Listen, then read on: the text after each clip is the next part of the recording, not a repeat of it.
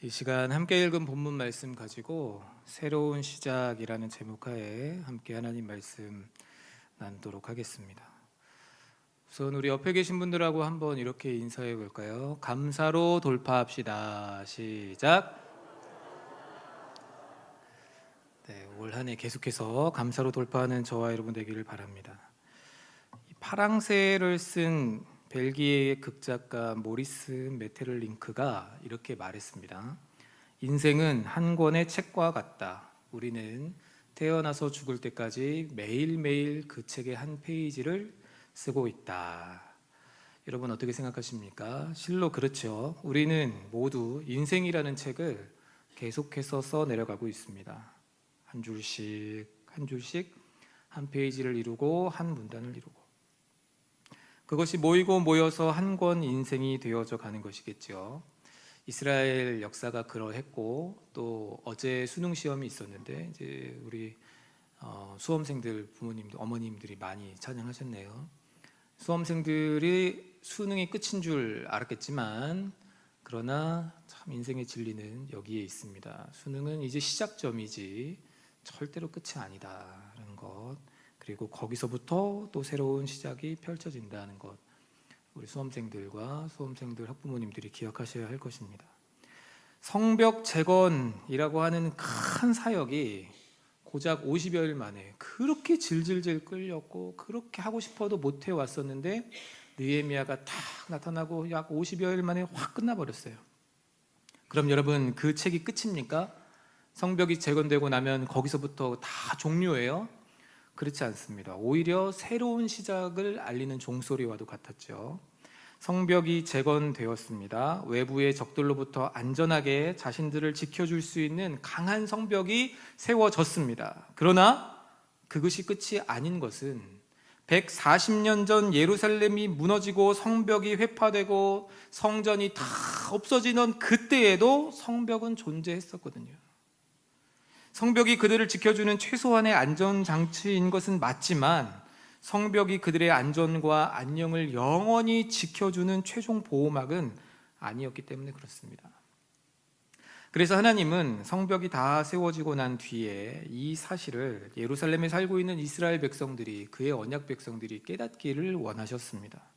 그래서 성벽 지킬 사람들을 세우고 공동체의 정체성을 바르게 하며 말씀을 통해 회개 운동을 전개시켜 나가셨는데, 이게 오늘 우리가 읽었던 느헤미야 7장부터 마지막 장까지 이어지는 내용들입니다. 자, 가장 먼저 새롭게 시작되는 이스라엘에, 성벽이 있는 이스라엘에 새로운 역사의 페이지를 작성하기 위해서 느헤미야가 무엇을 하느냐? 인선을 하고 있습니다. 새로운 인선을 통해서 성벽이 있는 채로 새롭게 시작되는 우리 이스라엘, 하나님의 언약 공동체는 어떠해야 하는지를 그걸 가르쳐주고 있어요. 무엇을 통해서요? 사람을 인선한 것을 통해서.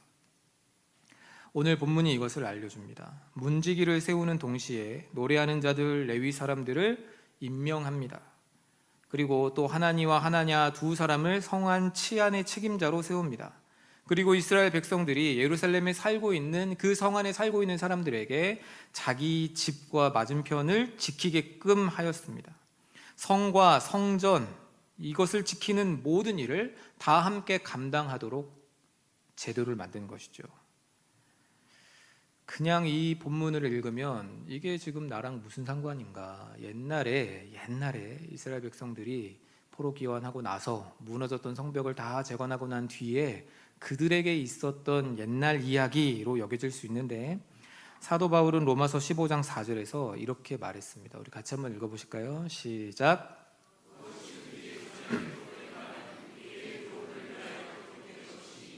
우리로 하여금 인내로 또는 성경의 위로로 소망을 가지게 함이니라. 무슨 말입니까? 이스라엘 백성들이 성벽을 재건하고 난 뒤에 인선을 했던 일들, 레위인들을 통해서 성벽을 지키게 한 것, 그리고 두 사람을 통해서 성안 치안을 담당하게 한 것, 그리고 그 안에 살고 있는 사람들에게 서로 마주 대한 곳을 지키게 한 이 모든 것이 다 우리에게 교훈을 주기 위한 하나님의 말씀이라는 뜻이죠.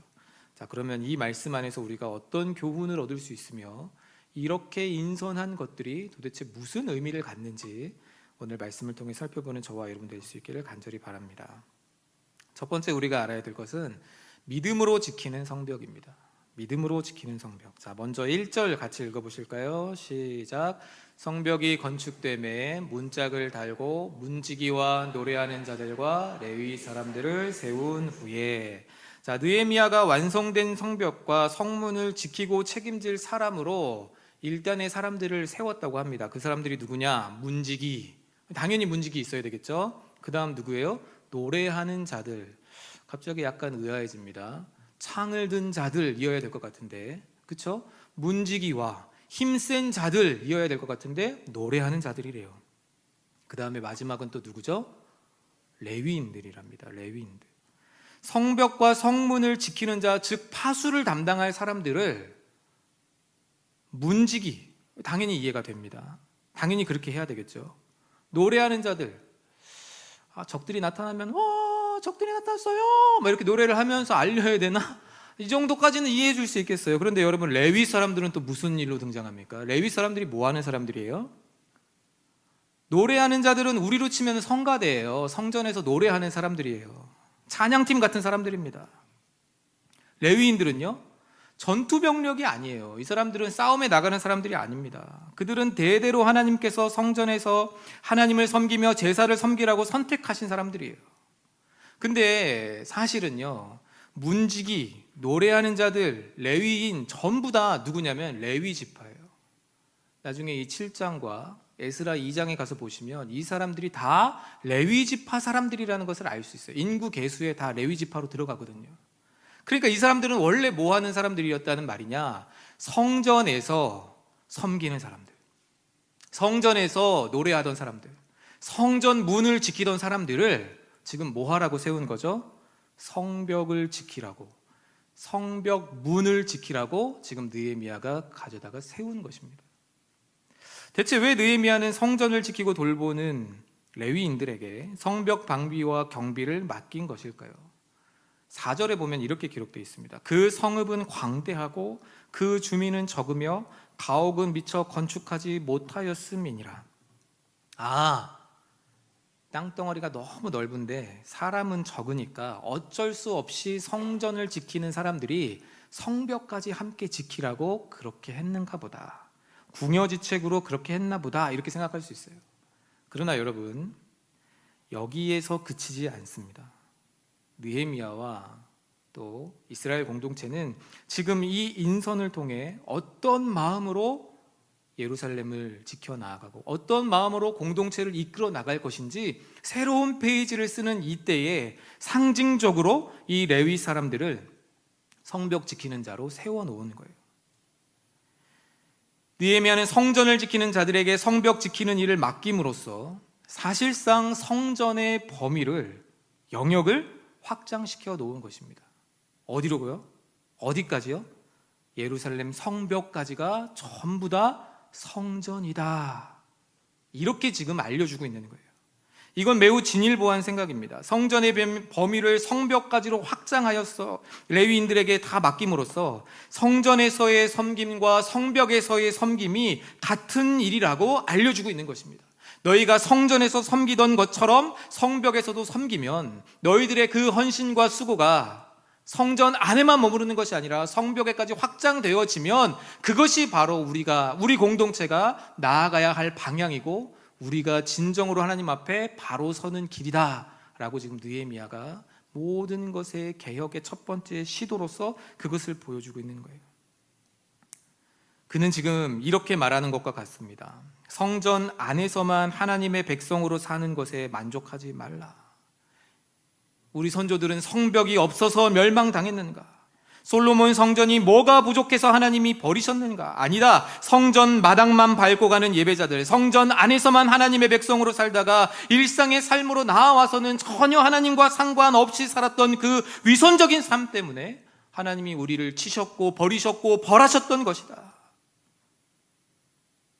일상의 삶으로 나와서는 하나님의 백성이 아닌 것처럼 행동했던, 율법을 전혀 준수하지 않았던 우리 선조들의 위선적인 그 삶 때문에, 그 죄 때문에 하나님께서 우리 민족과 나라를 심판하셨고 성벽 없는 채로 우리가 한동안 살 수밖에 없었던 것이다. 그러므로 성벽을 지키는 레위인들 같이, 성벽을 성전 삼아 지키고 있는 저 레위인들 같이 우리도 믿음이 교회 안에만 머무르는 것이 아니라, 우리도 믿음이 성전에 갔을 때만 있는 것이 아니라 매일의 삶 속에서, 우리의 모든 삶 속에서 항상 믿음이 우리를 이끌도록 해야 한다. 지금 그것을 말하고 있는 것입니다. 스가랴 2장 5절에서 하나님께서는 이렇게 미리 말씀하셨습니다. 여호와의 말씀에 내가 불로 둘러싼 성곽이 되며 그 가운데서 영광이 되리라. 새롭게 하나님께서 세우시는 이스라엘 나라는 성곽이 없는 도성이 될 거라고 하셨어요. 왜 성곽이 없느냐? 여호와께서 불로 둘러싼 성곽이 되실 것이기 때문에. 무슨 말입니까, 여러분? 하나님이 지키셔야, 하나님께서 함께 하셔야, 그가 보호하셔야 참된 안식이 있고 참된 평안이 있다. 이것을 지금 말씀하고 있는 거예요. 여러분, 스가랴 선지자는요 1차 바벨론 포로 귀환 당시에 활약했던 선지자입니다. 성전이 재건되지도 않았던 때에 사역했던 사람이에요. 성벽 재건은 꿈도 꾸지 못하던 때에 사역했던 선지자입니다. 이 사람을 통해 하나님 말씀하셨어요. 내가 불로 둘러싼 성곽이 될 것이다. 하나님이 친히 예루살렘을 지키시는 성곽이 되시겠다. 그러면 우리가 해야 되는 것은 무엇입니까?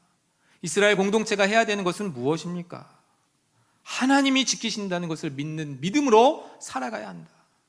성전 안에서만 하나님의 백성으로 살아가는 것이 아니라 성전 밖을 나서서 성벽 근처에서 자기가 살아가는 그 자리에서 같은 믿음으로 마치 레위인들이 성벽을 성전 지키듯이 지키는 그 모습처럼 성도가 교회에서와 세상에서 같은 모습으로 살아가야 한다. 이것을 우리에게 알려주고 있는 것이죠. 시편 127편 1절 이렇게 기록되어 있습니다. 여호와께서 집을 세우지 아니하시면 세우는 자의 수고가 헛되며 여호와께서 성을 지키지 아니하시면 파수꾼의 깨어있음이 헛되도다. 우리 삶을 지탱하고 우리 삶을 이끌어가는 제일 원칙 무엇이 되어야 되겠습니까? 바로 믿음이 되어야 합니다. 하나님을 믿는 믿음. 아무리 대단한 성벽을 만들고 힘있고 능력 있는 자들을 세워서 방비하게 한다 할지라도 하나님께서 지켜주시지 않으면, 우리가 또 하나님의 말씀대로 순종하지 않아서 하나님께서 말씀하시고 요구하시는 대로 순종하며 살아가지 않는다면 그 성벽이 우리를 지켜줄 수 없다. 우리는 전과 같이, 선조들과 같이 또 멸망당하게 될 것이다. 그걸 지금 가르쳐주고 있는 거예요. 사랑하는 여러분, 이 교훈 오늘날 우리들에게도 동일하게 적용되는 줄 믿습니다. 내 삶에, 내 마음에 주께서 불의 성곽이 되어 지키시지 않는다면, 믿음이 우리의 삶을, 우리의 모든 마음을 지키는 든든한 방어막이 되지 않는다면 우리의 삶과 믿음은 쉽게 무너져 내릴 것입니다. 믿는 대로 살아야 하고 그 믿음으로 일상의 삶을 살아내야지, 믿음 따로 일상의 삶이 따로라면, 일상의 삶이 따로이고 내가 교회에서 믿는 믿음의 내용이 따로라면 그는 하나님과 상관없는 자입니다. 주 안에서 사랑하는 여러분, 하나님의 백성들이 믿고 의지해야 할 것은 우리의 힘과 능력이 아니라, 세상의 교훈과 가치관과 방식이 아니라 바로 하나님의 말씀, 그리고 그분에게 순종하는 우리의 자세, 이것이어야 될 줄 믿습니다.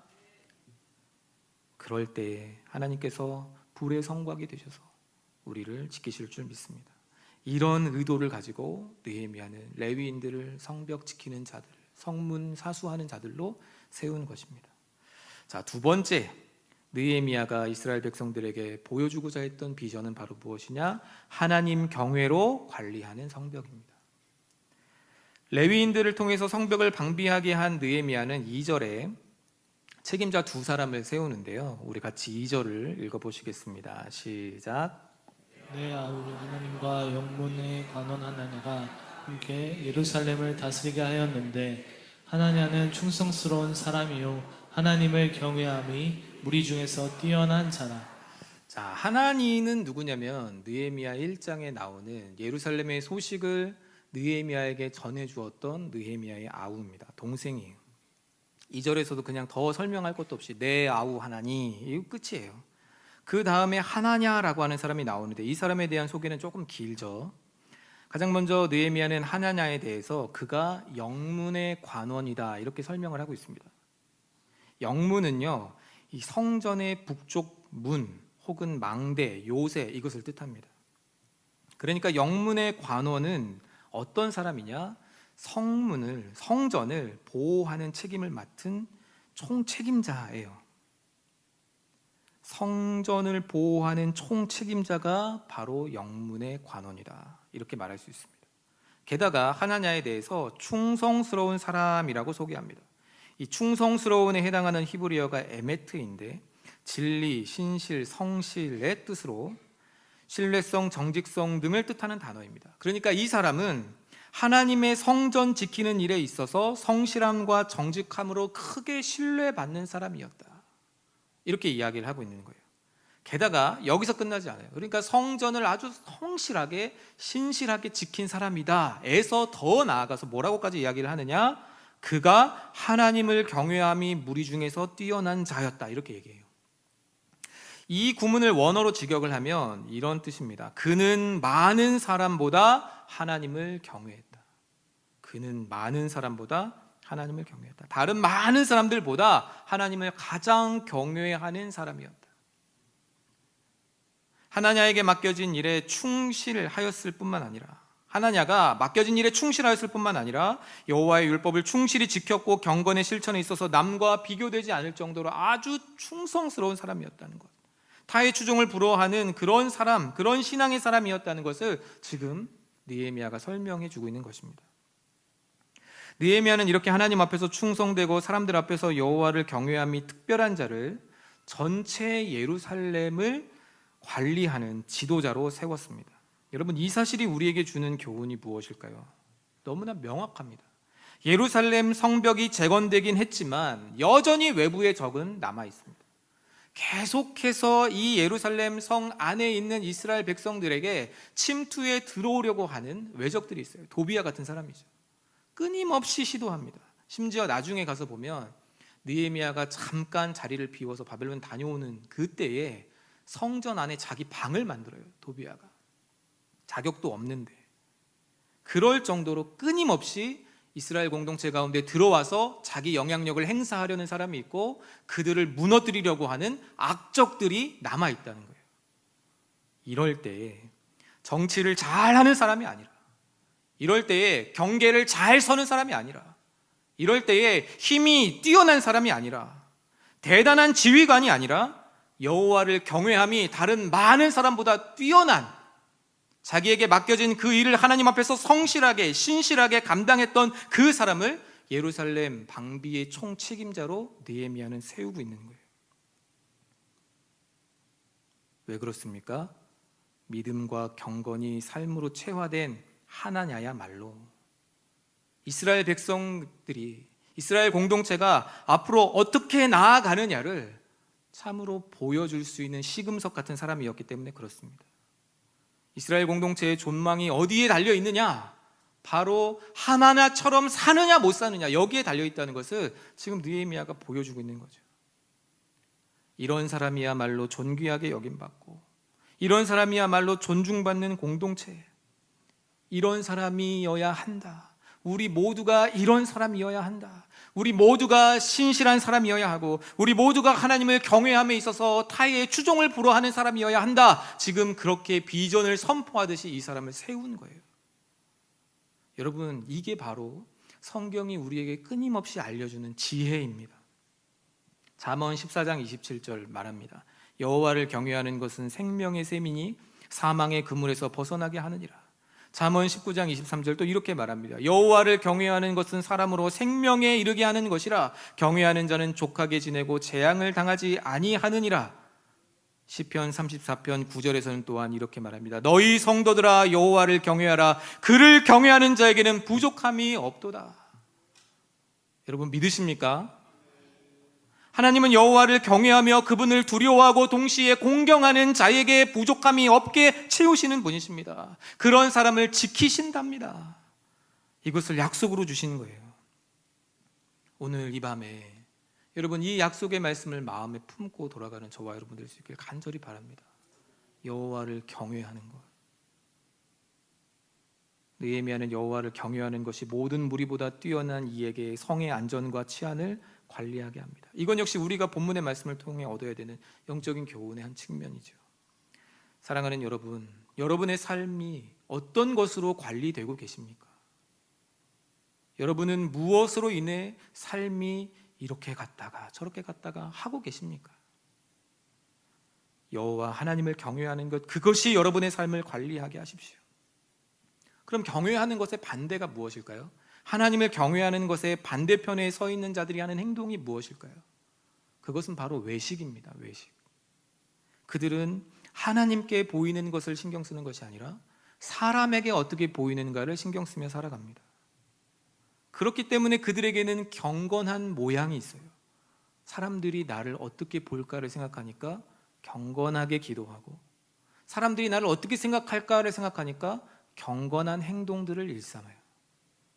그러나 그는 하나님이 나를 어떻게 보실까를 생각하는 것이 아니라, 하나님 앞에 섰을 때 내가 어떤 판단을 받을까를 생각하는 것이 아니라 사람들에게 내가 어떤 평가를 받을까만 생각하기 때문에 악한 행실은 제어될지 모르나 부정적인 평가를 받거나 내 죄가 발각되었을 때의 수치스러운 것들을 면할 수 있을지는 모르나, 결과적으로 같은 경건을 실천하고 있다고 할 수 있을지는 모르나 결코 하나님께 옳다 인정함을 받을 수가 없습니다.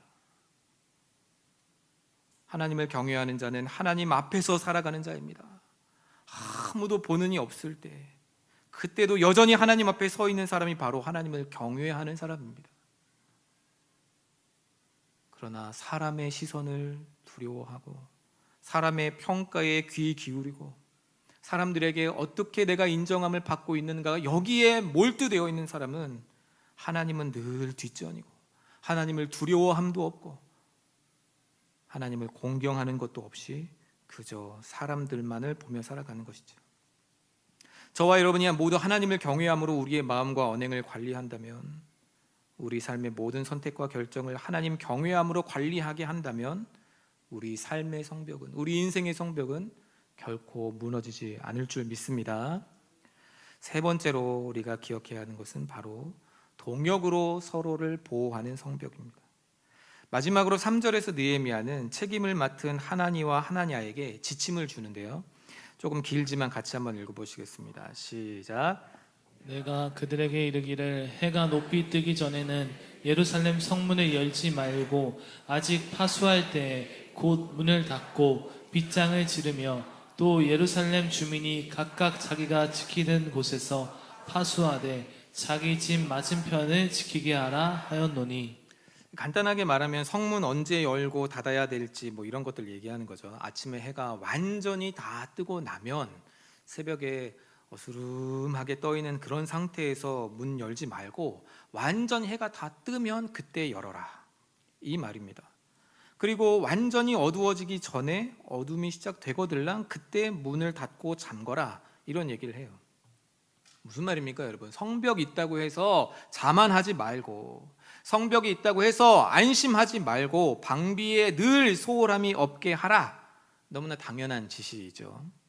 느헤미야와 이스라엘 백성들이 처한 상황이 결코 방심할 수 없는, 성벽이 다 세워졌지만 그러나 여전히 방심할 수 없는 상태임을 반증해 주는 것입니다.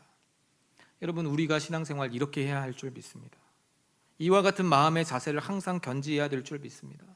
선줄로 생각하는 자는 어떻게 해야 돼요? 늘 넘어질까 조심해야 합니다.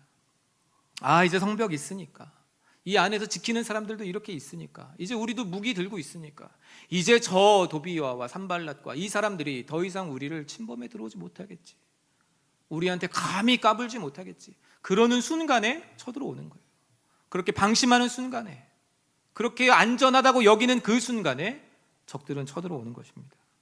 여러분, 사단이 우는 사자와 같이 삼킬 자를 두루 찾고 있기 때문에 우리는 항상 깨어 있어야 할 줄 믿습니다.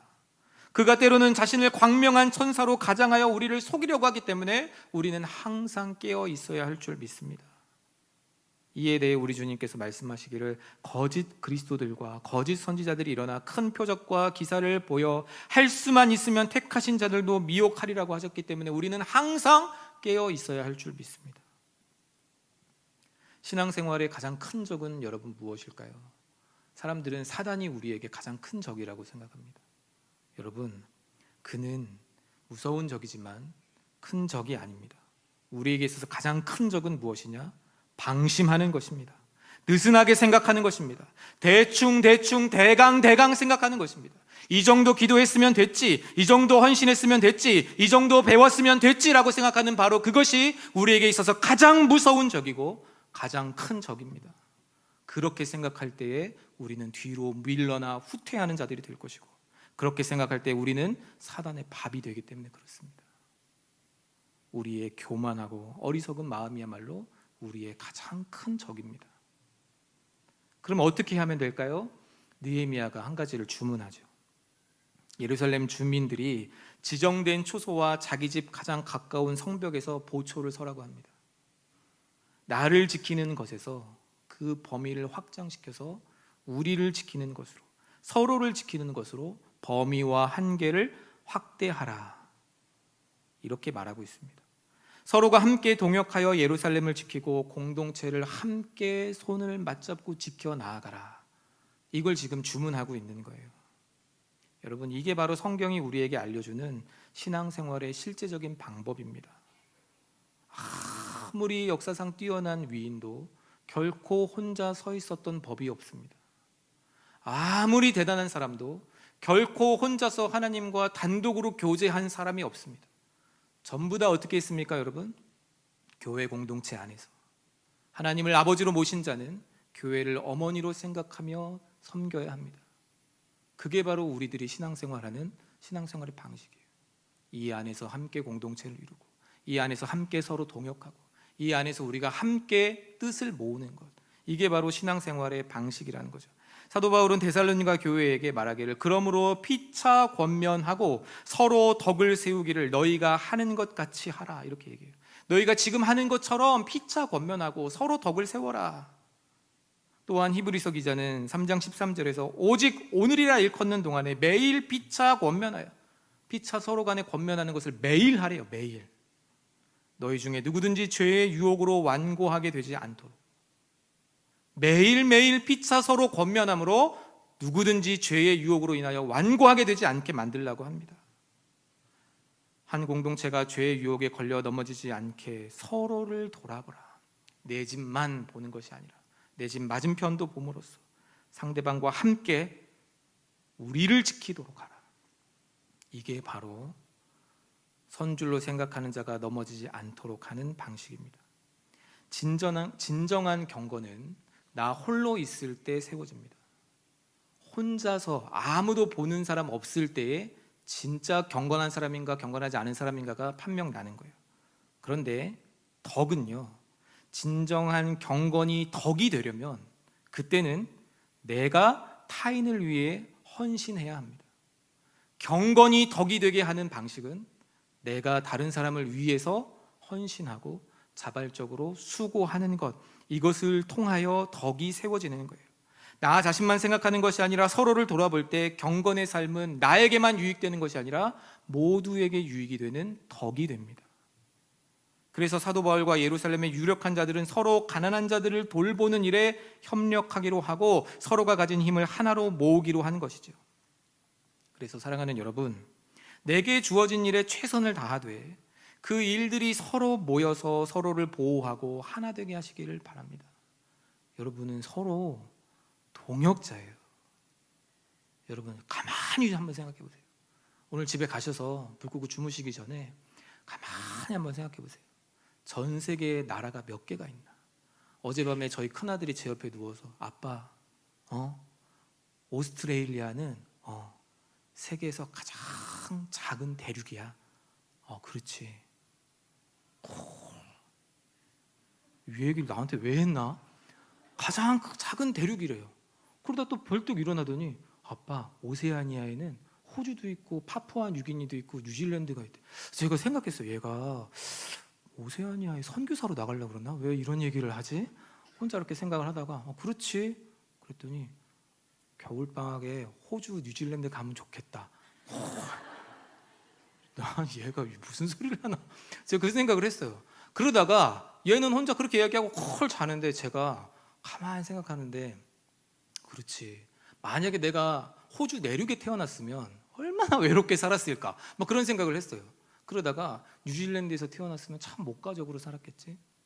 그러다 파푸아 뉴기니에 살았으면 이 여호수아 선교사님을 만나지 못했으면 나는 복음도 몰랐겠지. 막 이런저런 생각을 했거든요. 여러분 가만히 한번 생각해 보세요. 여러분 어디서 태어나셨어요? 대부분이 대한민국이에요. 전 세계 나라가 몇 개입니까? 수도 없이 많아요. 근데 그 중에 대한민국이 조금만 높이 태어났으면 여러분도 내래 이러면서 말했어야 돼요. 예수님도 모르고 살았을 거예요. 아마 배 쩔쩔 굶어가면서 강제 다이어트 하면서 어렵게 살았을 거죠. 조금 아래 태어난 덕분에 이렇게 자유롭게 신앙생활을 하며 살아가요. 그런데 또 대한민국 안에도 도시가 얼마나 많아요. 서울도 있고 서울, 대전, 대구, 부산 왜 찍고가 나와요? 또 뭐 울산도 있고 포항도 있고 군산도 있고 익산도 있고 전주도 있고 광주도 있고 많잖아요. 그 중에 태어난 곳은 어쨌든 다 다르지만 여러분들은 서울 염창동에 또 교회가 얼마나 많아요. 미국에서 저한테 전화가 왔어요. 목사님, 염창동에 예수사랑교회라고 아세요?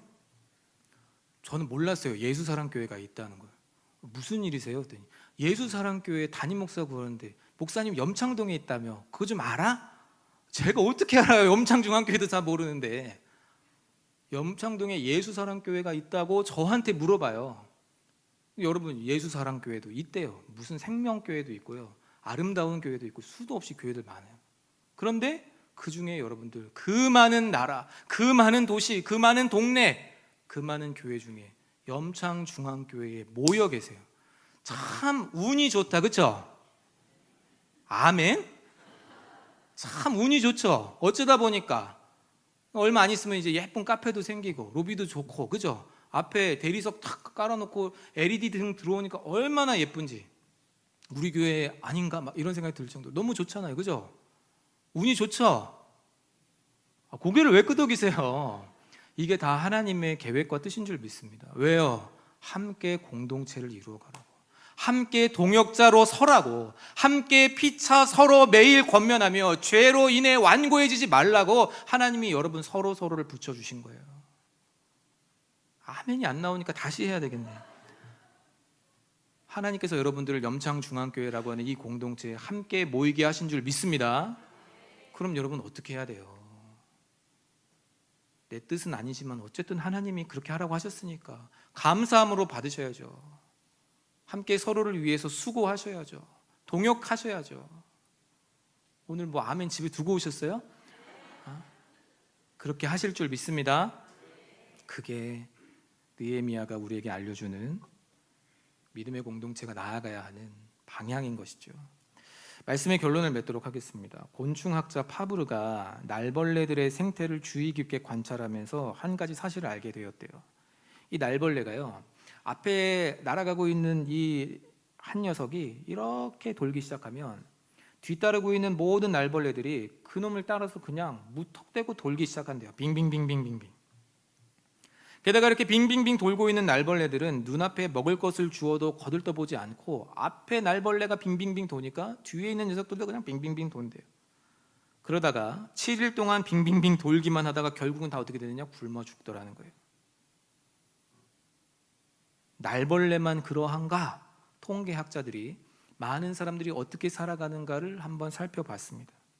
파브르가 관찰한 날벌레의 모습으로 살아가는 인생들, 내가 주도적으로 내 인생의 페이지를 써 내려가는 것이 아니라 앞선 사람들이 그렇게 살아가니까 나도 똑같이 따라가는 삶을 살아가는 사람들이 전체 인구의 87%에 이른다고 통계 자료들이 말하고 있습니다. 믿어지지 않는 수치지요. 하루에가 밝았으니까 그냥 살아가요. 살아있으니까 아무런 목적 없이 흘러가는 대로, 남들 사는 대로 앞서가는 사람들 무작정 따라가며 사는 사람들이 의외로 많아요. 다 수능 시험 보니까 나도 수능 시험 보고, 다 대학 가니까 나도 대학 가고, 다 직장 취직하니까 나도 직장 취직하고, 다 돈이 최고라고 하니까 나도 그냥 돈이 최고인 줄 알고 살아가고, 다 결혼하니까 나도 결혼하고, 남들처럼 살아가는 인생, 날벌레처럼 그렇게 살아가는 인생, 어디로 가는지도 모르고 무엇이 중요한지도 모르고 그냥 뱅뱅뱅뱅 도는 인생이 전체 인구의 87%래요. 여러분은 13% 안에 들어가는 줄 믿습니다. 왜 이렇게 자신이 없으세요? 여러분 13% 안에 들어가는 줄 믿습니다. 다시 시작하는 느헤미야는 이스라엘과 그 백성들에게 타성에 젖어 예전에 자기 조상들이 행하던 방식대로 날파리가 되어서 그 뒤만 종종 따라다니다가 다른 민족과 나라들의 방식을 따르며 그렇게 살아가게 되기를 원치 않았던 거예요. 그래서 그들은 새롭게 세워진 공동체에 걸맞는 새로운 원칙, 새로운 방향을 제시하며 자신들을 무장하길 원했던 것입니다. 그것은 신앙과 믿음과 삶을 일치시키는 것이었고, 하나님을 경외하는 것을 최고의 기준으로 삼는 그런 문화였으며, 동역과 헌신으로 서로를 돌보는 삶이었습니다. 이게 느헤미야 7장 1절부터 4절이 우리에게 가르쳐주는 내용이에요. 새로운 시작으로 과거 죄의 굴레를 벗어나 하나님이 기뻐하시는 공동체로 거듭나기를 꾀한 것입니다. 여러분의 지금까지의 삶은 어떠셨습니까? 지금까지의 신앙생활은 어떠하셨습니까? 여러분의 인생의 책은 어떻게 써내려져 가고 있습니까? 한 권의 책과 같은 우리들의 인생, 무엇으로 기록되어 있습니까? 새롭게 시작한 느헤미야와 이스라엘 공동체처럼 믿음과 하나님 경외와 서로 동역함이라는 이 새로운 이정표로 그렇게 살아가는 우리 염창중앙교회 될 수 있기를 간절히 바랍니다. 기도하도록 하겠습니다.